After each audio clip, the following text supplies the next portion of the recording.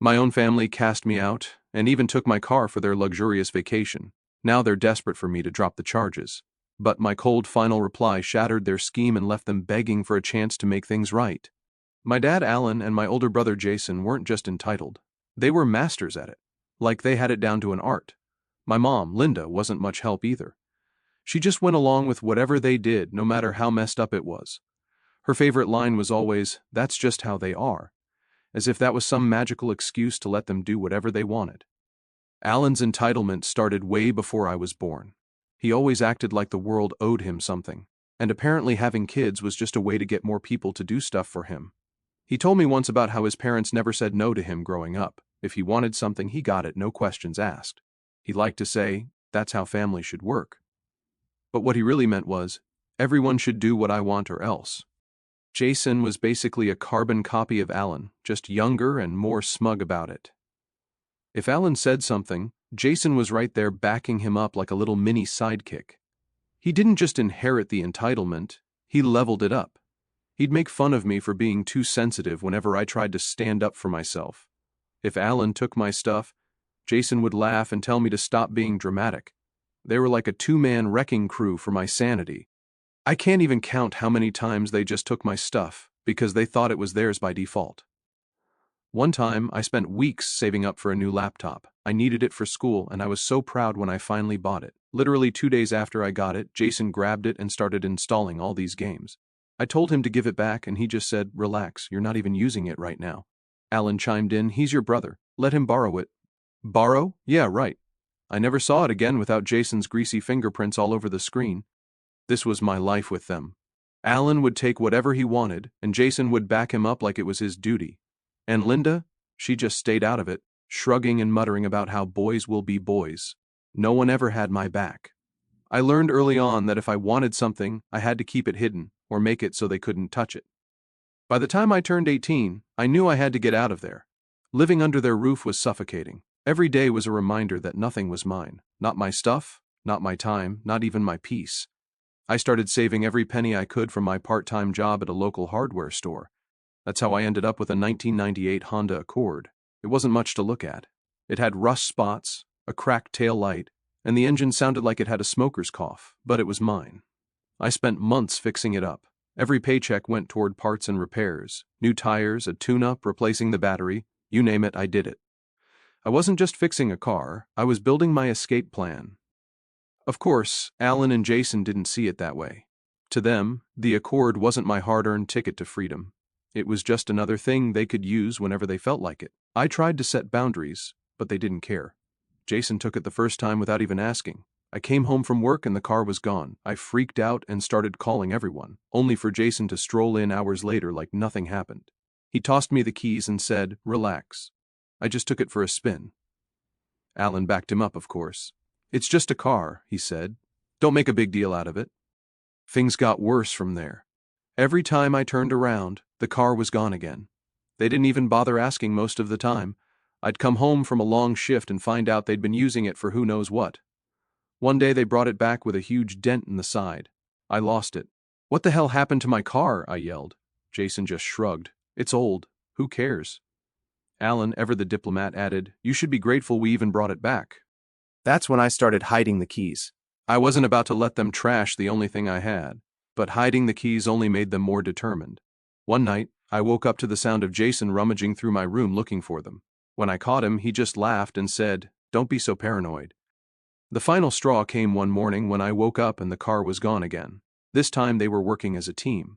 Alan had found the spare key I didn't even know they had, and he and Jason had taken the car on one of their infamous trips. I called the cops. Hours later, I got a call from the police. Alan had been pulled over for speeding, and Jason was in the passenger seat laughing about it. When I went to pick up the car, Alan had the nerve to lecture me. "If you weren't so selfish, we wouldn't have to do this," he said. "Are you serious?" I snapped. "You stole my car." When we got home, Alan sat me down in the living room and dropped the hammer. "If you can't handle living under my roof, then you're out. You have 2 weeks to pack your stuff." Jason was sitting in the corner, smirking like he just won some kind of prize. "Good luck out there," he said, his voice dripping with fake sympathy. Getting kicked out wasn't even the worst part. I mean, sure, it felt like a slap in the face, but honestly, I'd seen it coming for a while.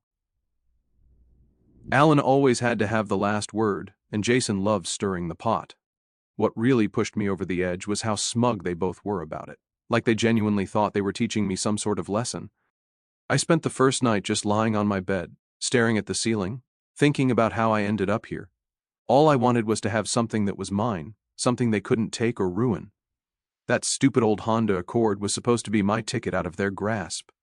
And now, not only had they wrecked it, but I was out on my ass with nowhere to go. The next morning, I went out to check the car. It was sitting in the driveway like nothing had happened. But it felt different now. I walked around it, running my hand along the side. The dent Jason put in it was still there, glaring at me like a reminder of every boundary they'd bulldozed. The interior smelled like fast food and sweat. They'd left trash in the back seat, empty soda cans, crumpled up wrappers. My car, the one thing I'd worked so hard for, had been turned into their personal dumpster. I started cleaning it out, muttering to myself the whole time. Selfish? Really? I'm the selfish one. Every piece of garbage I threw away felt like I was tossing out a piece of their entitlement. It didn't make me feel any better, though. The damage was done. As I was wiping down the dashboard, Alan came out onto the porch with his coffee, acting like he owned the place. Well, he did technically, but you know what I mean. He leaned on the railing, watching me like he was waiting for something. Finally, he said, "What's your plan, genius?" I didn't even look at him. "What's it to you?" He laughed like I just said the funniest thing in the world. "You think you can survive out there without us? Good luck." Jason stepped out behind him, shirtless and eating a bowl of cereal like he hadn't a care in the world. "Yeah, you're going to come crawling back in a month. Bet money on it." I wanted to snap back, but what was the point? They'd already made up their minds about me. Anything I said would just add fuel to their fire, so I just kept cleaning the car. Alan eventually got bored and went back inside. But Jason hung around, leaning against the porch rail like he had nothing better to do. "You know," he said between bites of cereal, "Dad's right. You're going to fail. You don't have what it takes to make it on your own." Finally looked at him, and for a second I thought about saying something, but then I realized nothing I said would matter. Jason wasn't looking for a conversation. He just wanted to get under my skin. So I slammed the car door shut and walked back into the house to pack. Packing was weirdly emotional. I didn't have a lot, but every little thing I owned felt like a battle I'd won. Clothes, books, my tools, all of it had a story. Most of those stories involved me working my ass off to buy or fix something, only for Alan or Jason to dismiss it as nothing special. I stuffed everything I could into a couple of duffel bags and a toolbox, but it still didn't feel like enough. What was I even going to do? I had no real plan. I couldn't afford an apartment, and I wasn't about to couch surf with relatives who just parrot Alan's crap back at me. But one thing was clear. I wasn't staying here another second longer than I had to. Loading up the car felt like the first real step toward freedom, even if I had no idea where I was going. I threw my bags in the back seat and checked the glove compartment for my savings. I had a couple $100, enough to get me by for a little while, but not much longer than that. For a split second, I thought about going back inside. Maybe if I swallowed my pride and apologized for what exactly? For standing up for myself? No. I shook my head and started the car. There was nothing left for me here. As I pulled out of the driveway, I felt a weird mix of relief and fear. Relief that I was finally getting away from them, but fear of what came next. Where was I going to sleep tonight? What if the car broke down? What if they were right and I couldn't do this on my own? I drove aimlessly for a while, just trying to clear my head. Eventually, I ended up in the parking lot of a grocery store. I parked in the far corner away from everyone else and just sat there for a while. It felt weird, like I was in limbo, halfway between the life I was leaving behind and whatever came next. I spent the night in the car, curled up in the driver's seat with a hoodie for a pillow. The next morning, I woke up stiff and groggy, but determined. I wasn't going to let Alan and Jason be right about me. I didn't know how, but I was going to figure this out. They thought they'd broken me, but they were wrong. They were about to see what I was really capable of. The idea of a camper hit me while scrolling through my phone, half awake and annoyed at how stiff my neck was from the awkward position. I stumbled across a video about tiny homes. At first, I laughed it off. Those things were ridiculously fancy, and I definitely didn't have the money for that kind of setup. But then, I saw a picture of a fifth-wheel camper. It wasn't pretty, but it had potential. Small, portable, and most importantly, affordable. That's when it clicked. A camper wasn't just a place to crash, it was freedom. I spent the next few days diving into online listings. It became an obsession. Every break at work, every quiet moment in the car, I was scrolling through Craigslist and Facebook Marketplace trying to find something that wouldn't drain my bank account completely. Most of the listings were way out of my price range, like $20,000 for something that looked like it belonged on a reality show. But then I found it. A 2001 Keystone Cougar fifth wheel. The pictures weren't great, but I could tell it had good bones. It was just old enough to be cheap, but sturdy enough to last. The guy selling it, Sam, was asking for $3,500, which was still a stretch for me, but I figured I could negotiate. A few days later, I was driving out to meet Sam at his property, which was about 45 minutes from where I was staying, or, well, parking. "The Cougar's over here," he said, leading me around the side of the house. There it was, sitting on a patch of overgrown grass like it had been forgotten about for a while. The paint was faded, and there were a few dents along the side, but it looked solid. "She's a little rough around the edges," Sam admitted. "But the plumbing works, and the roof doesn't leak. Tires are new, too." I walked around it, checking every detail. The interior wasn't much to look at, cramped and dated with peeling wallpaper and a faint musty smell, but it had everything I needed. A small kitchenette, a bathroom, and enough space for a bed. "How firm are you on the price?" I asked, trying to sound confident even though my stomach was doing flips. Sam scratched his chin, thinking it over. "Tell you what, if you can haul it out of here this week, I'll knock it down to $3,000. It was still a lot of money, but I couldn't pass it up. "Deal," I said, shaking his hand. The next hurdle was figuring out how to actually tow the thing. My Honda wasn't going to cut it, so I called my cousin Ethan. He was one of the few family members who wasn't completely wrapped up in my dad's nonsense. Ethan was the kind of guy who always had a solution, usually involving tools, a truck, or both. When I told him what I was up to, he didn't even hesitate. "Bring your car over and we'll figure it out." Ethan's place was about 20 minutes outside town, on a chunk of land big enough to house his collection of old trucks and project cars. He'd been working on cars since high school, and his garage was a mechanic's dream. When I pulled into his driveway, he was already outside wiping his hands on a rag. "So, you're really doing this, huh?" he said, grinning as he leaned against the hood of his truck. "Yeah," I said. "I've got to get out of here. This is the only way I can afford my own space." He nodded like he got it completely. "All right, let's see what we're working with." We spent the rest of the afternoon rigging up his truck to tow the camper. Ethan had a knack for making things work, even if it meant bending a few rules. By the time we were done, his truck was ready to haul, and I was starting to feel like this might actually happen. "You can park it here if you need to," Ethan said as we wrapped up. "I've got plenty of space, and it's not like your dad's going to show up here." "Thanks," I said, relieved. "I owe you big time." The next day, we drove out to Sam's place to pick up the camper. Towing it back to Ethan's property was nerve-wracking.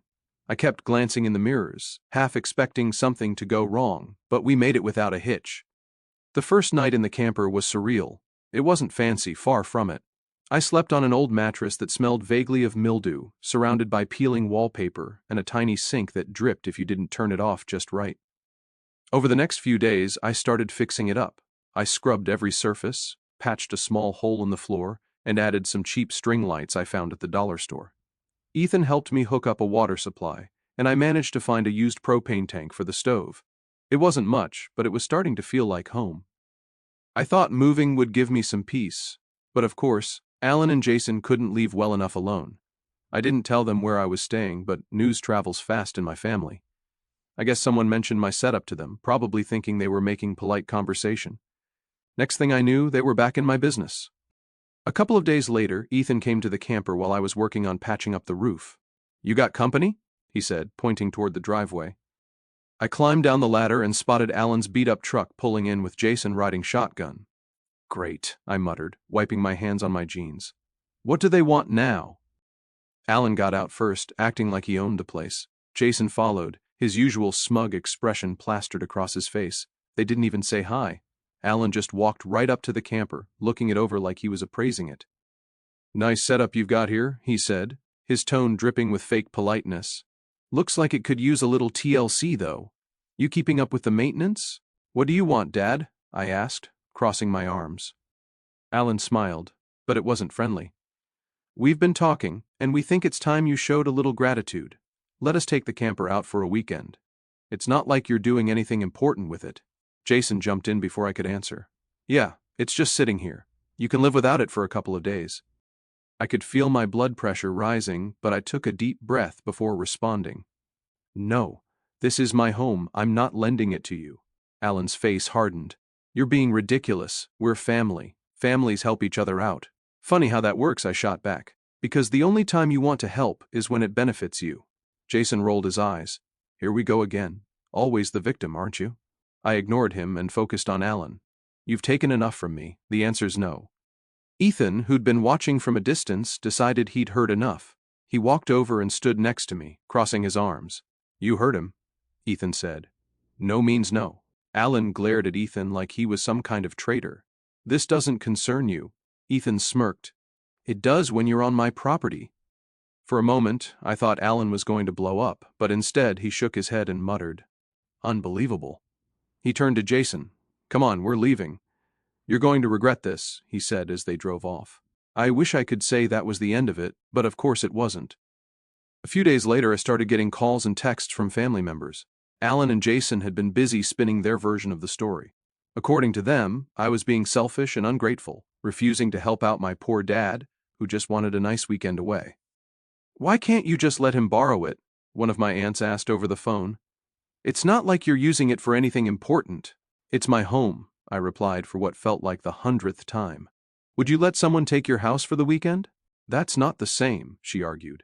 He's your father. Exactly. That was the problem. The calls didn't stop. Everyone had an opinion, and most of them weren't on my side. I started ignoring my phone altogether.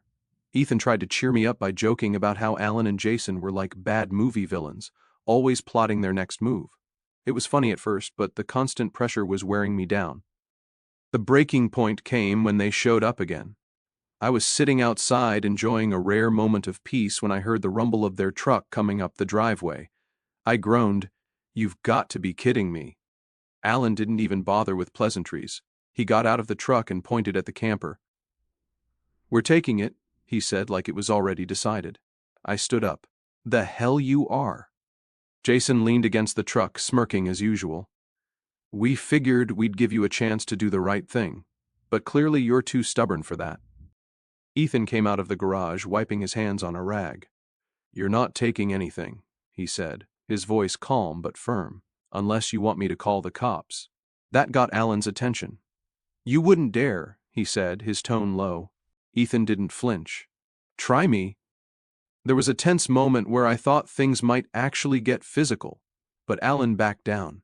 He muttered something under his breath and got back in the truck. Jason gave me a sarcastic little wave as they drove off. This isn't over, he said. I thought things would settle down after Ethan stood his ground. I mean, how many times can you be told no before you finally get the message? But Alan and Jason weren't the type to let anything go, especially when they felt disrespected. For them, it wasn't just about the camper. It was about control. If they couldn't have it, they'd make sure I regretted keeping it from them. A few weeks passed without any drama. I started to let my guard down, thinking maybe they'd finally moved on. Ethan even joked about it one night while we were working on his truck. You think they're plotting their next move, or did I scare them off for good? He asked, grinning. Probably both, I said. Alan's not exactly the forgive and forget type. I should have known better than to assume the quiet meant anything good. Turns out they were just waiting for the right moment. It was late, maybe 2 or 3 a.m., when I woke up to the sound of something outside. At first I thought it was the wind. Ethan's property was pretty open, and the camper would creak sometimes if the breeze picked up, but this wasn't the wind. It was the distinct sound of footsteps, slow and deliberate, followed by the metallic clink of something hitting the hitch. My stomach dropped. I got up quietly, my heart pounding in my chest, and peeked through the window. Sure enough, there they were. Alan and Jason crouched by the hitch, trying to unhook the camper. Alan was fumbling with the locks while Jason held a flashlight, looking over his shoulder every few seconds like a kid stealing from the cookie jar. For a moment, I just stood there frozen. I couldn't believe they'd actually sunk this low, but then the shock wore off and the anger kicked in. This wasn't just some petty argument anymore. They were trying to steal my home. I grabbed my phone and threw on a hoodie.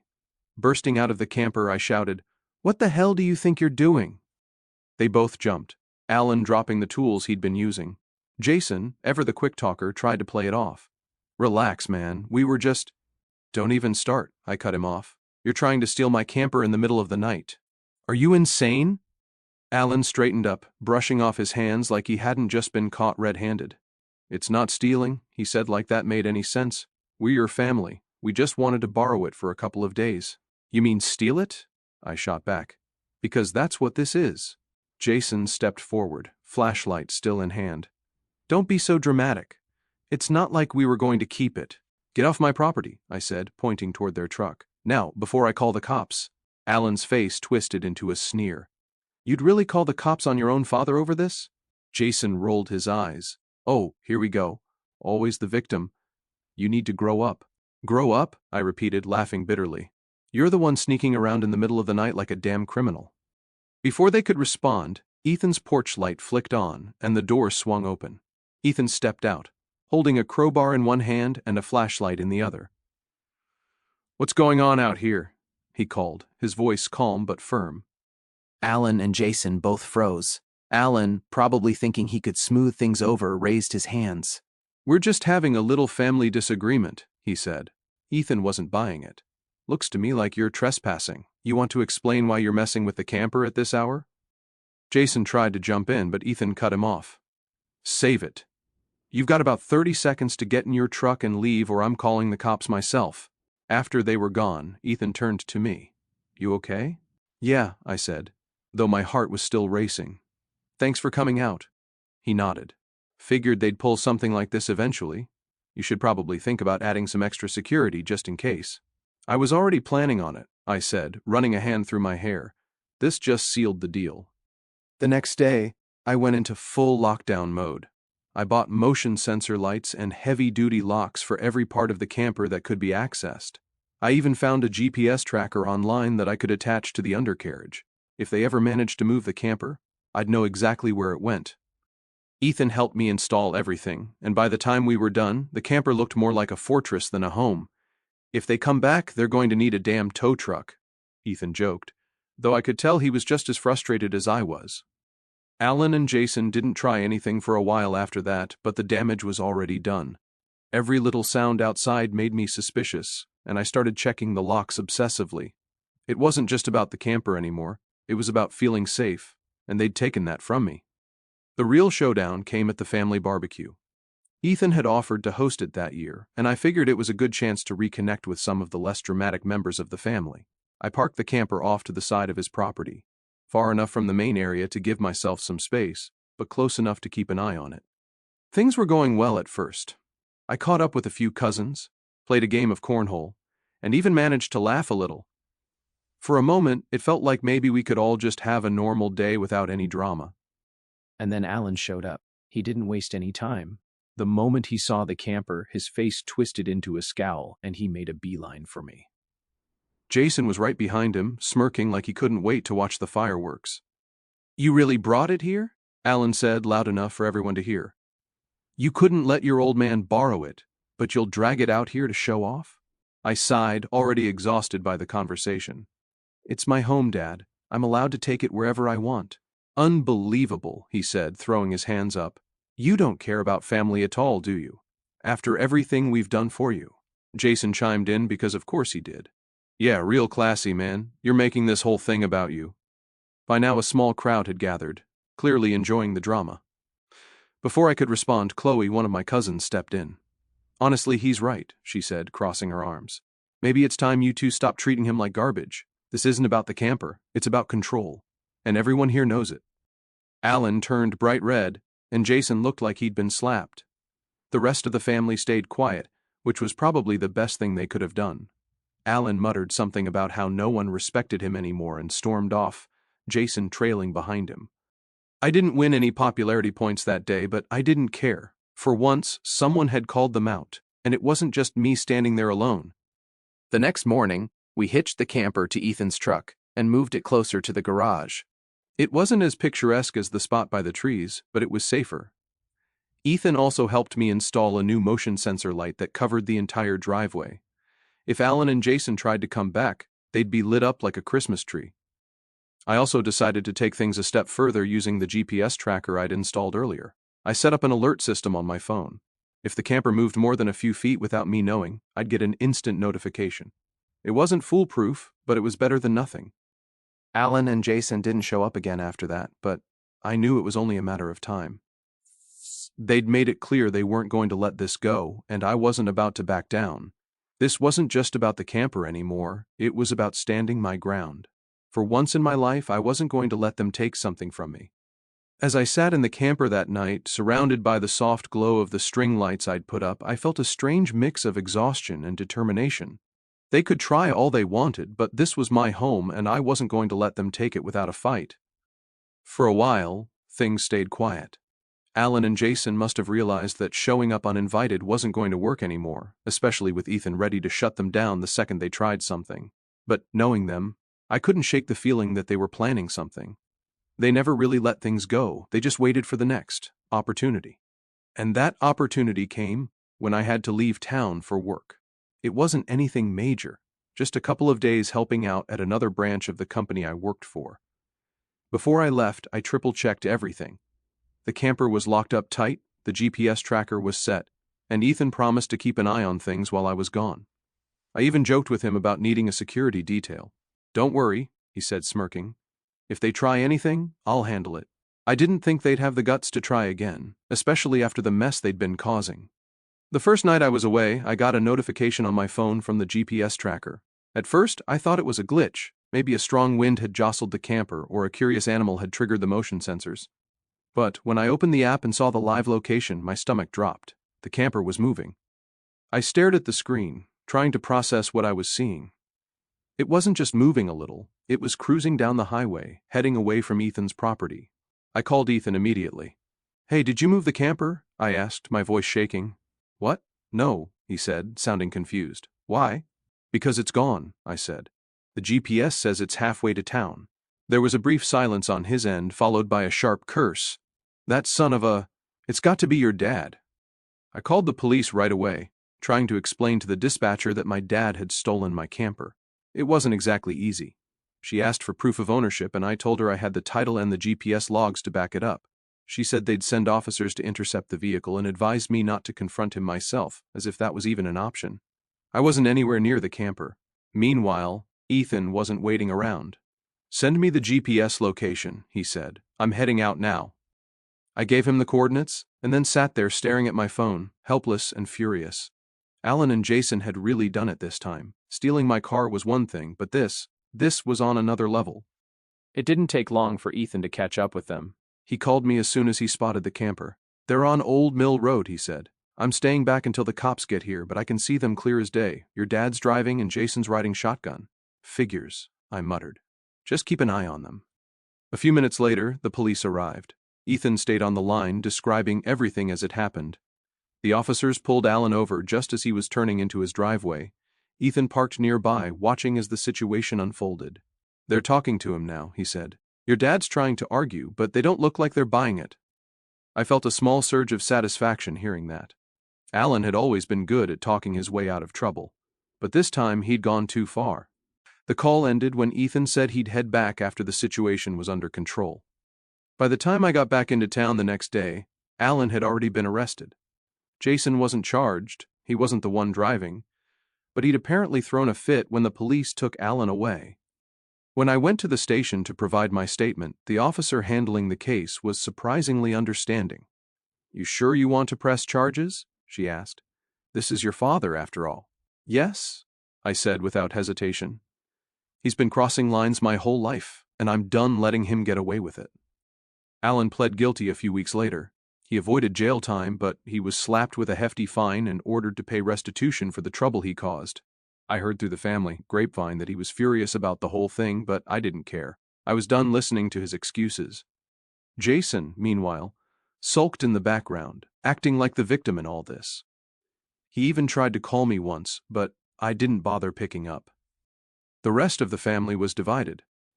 Some thought I'd gone too far, that I should have just let Alan borrow the camper and avoided all the drama. Others, like Chloe, said it was about time someone stood up to him. For the first time, I didn't really care what any of them thought. I was finally free from their nonsense. and that was all that mattered. With Alan and Jason out of the picture, I decided it was time to hit the road. I'd been saving up, and I finally had enough to make a fresh start. Ethan helped me make sure the camper was road ready, and we even installed a few extra security measures just in case. "You're really leaving, huh?" Ethan said as we hooked up the camper to my truck. "Yeah," I said. "It's time." He nodded. "Well, don't be a stranger. And if Alan or Jason tries anything, call me. I'll take care of it." I laughed. "Thanks, man, for everything." Driving away from Ethan's property felt surreal. For the first time in my life, I wasn't just running from something. I was running towards something. I didn't know exactly where I was going, but that didn't matter. What mattered was that it was my decision. I spent the first few nights parked at a campsite just outside town, getting used to life on the road. It wasn't glamorous, but it was peaceful. I'd sit outside the camper at night, looking up at the stars and feeling more at ease than I ever had before. One evening, as I was sitting by a small campfire, I thought about everything that had led me here. Alan, Jason, the family drama. It all felt so far away now. For the first time, I wasn't just surviving. I was living